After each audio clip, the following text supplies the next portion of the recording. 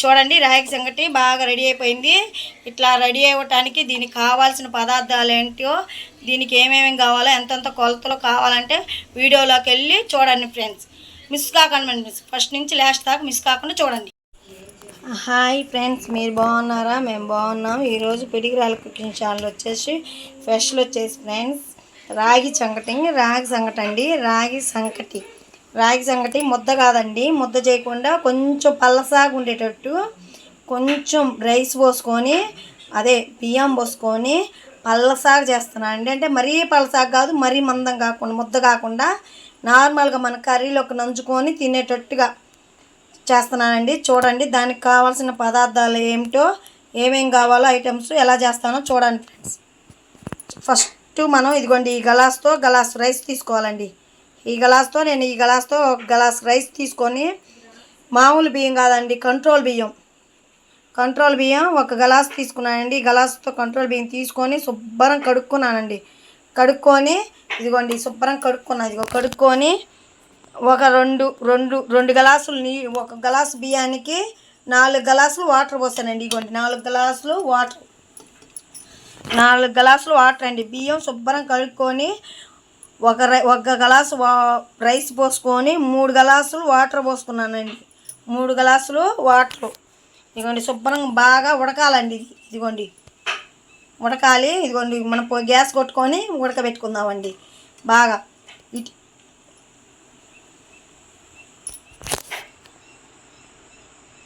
ఇప్పుడు చూడండి, మనం రాగి సంగటి పెట్టుకున్నాం కదండి, ఎసురు పోసి పొయ్యి మీద పెట్టుకున్నామండి. చక్కగా ఉడికిపోయిందండి. ఇట్లా ఉడకబెట్టుకోవాలి. ఇదిగోండి రైసు మనకి 2 బియ్యమే కదండి పోసింది. బాగా రైసు ఉడికిపోయింది. మెత్తగా ఉడకబెట్టుకోవాలండి. బాగా మెత్తగా ఉడకబెట్టుకోవాలండి. చక్కగా మెత్తగా ఉడకబెట్టుకోవాలి. చూడండి ఇట్లా ఉడకబెట్టుకోవాలండి. మనకి ఎసురు కూడా ఇదిగోండి చాలా ఉన్నాయండి, సరిపోతాయండి. ఎసురు కూడా మన కట్టుకు సెట్ అవుతాయండి. మన కొలత ప్రకారం పోసుకున్నాం కదా, కరెక్ట్గా సెట్ అవుతాయి. కొంచెం ఉప్పు వేసుకోవాలండి. కొంచెం ఎంతో గల్లు ఉప్పు వేసుకోవాలి. రైస్ కూడా ఇదిగోండి చక్కగా మనకు మెత్తగా అయిపోయిందండి రైస్. చూడండి నేను చూపిస్తాను ఎంత మెత్తగా అయిపోయిందో. చక్కగా ఇలా కలుపుకోవాలండి. ఇప్పుడు మనము రాగి పిండి కలుపుకునే విధానం చూపిస్తా. బాగుంటుందండి రాగి సంగటి చికెను, చాలా కాంబినేషన్ చాలా బాగుంటుందండి. చూడండి చక్కగా ఉడికిపోయింది కదా, మెత్తగా ఉడికిపోయిందండి. చూడండి అన్నం కూడా చక్కగా మెత్తగా ఉడికిపోయిందండి. అసలు పట్టుకునే పని కూడా లేదు. ఇదిగోండి గంధం ఉన్నట్లుంది. ఇలా మెత్తగా ఉడికిపోవాలండి. అన్నం ఉడికిపోయింది కదా. ఇప్పుడు రాగి పిండి మనం కలుపుకొని పోసుకునే విధానం చూపిస్తానండి. ఇప్పుడు రాగి పిండి కలుపుకుందామండి మనం. ఇదిగోండి ఈ గ్లాస్తో 3 గ్లాసులు రాగి పిండి అండి. ఈ గ్లాస్తో 3 గ్లాసులు రాగి పిండి తీసుకోవాలి. ఇదిగోండి ఈ గ్లాస్తో రాగి పిండి. దీన్ని కొంచెం వాటర్ రాగి పిండి మనం గ్లాస్తో తీసుకున్నాం కదా. ఇప్పుడు దీన్ని వాటర్ పోసుకొని కలుపుకుందామండి. కొంచెం వాటర్ పోసుకొని కొద్దిగా వాటర్ పోసుకొని ఇలా మిక్స్ చేసుకోవాలి. రాగి పిండి ఒక గ్లాస్ వాటర్ అండి. ఒక గ్లాస్ వాటర్ తీసుకొని, ఇందాక మనం రాగి పిండి పోసామండి, ఆ రాగి పిండి గ్లాస్తో ఒక గ్లాస్ పోసుకొని ఇప్పుడు ఈ పిండిని దీంట్లో పోసుకోవాలండి. చక్కగా దీంట్లో ఇలా పోసేసుకోవాలి. ఇలా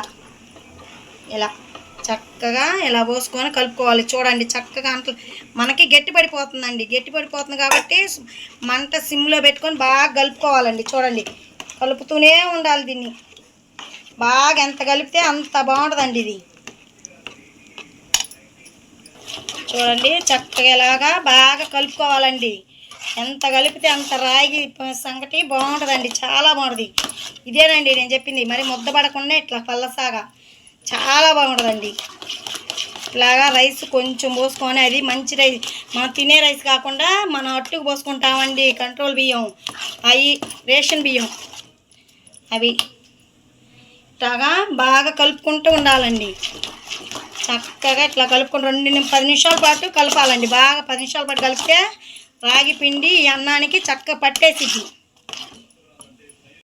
మన రాగి సంగటి అయిపోయిందండి. ఇంకైపోయింది, చక్కగా ఉడికిపోయిందండి. చూడండి చక్కగా ఉడికిపోయింది రాగి సంగటి. చూడండి ఎంత బాగుందో. ఇదేనండి నేను ఫస్ట్ అన్నది.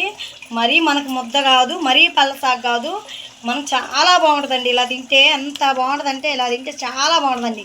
ముద్ద అయితే అది వేరండి, ఇది వేరు అది వేరు. అందుకని ఈ విధంగా చేశానండి. ఈ విధంగా బాగుంటుందండి, చాలా బాగుంటుంది. ఇలా ఒకసారి మీరు ట్రై చేయండి, చాలా బాగుంటుంది. బాగా తప్పనండి, చాలా బాగుంటుంది.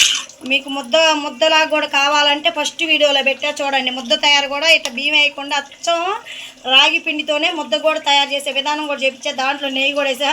దీంట్లో నెయ్యి కానీ ఏమీ లేదండి, చాలా సింపుల్గా చేశానండి.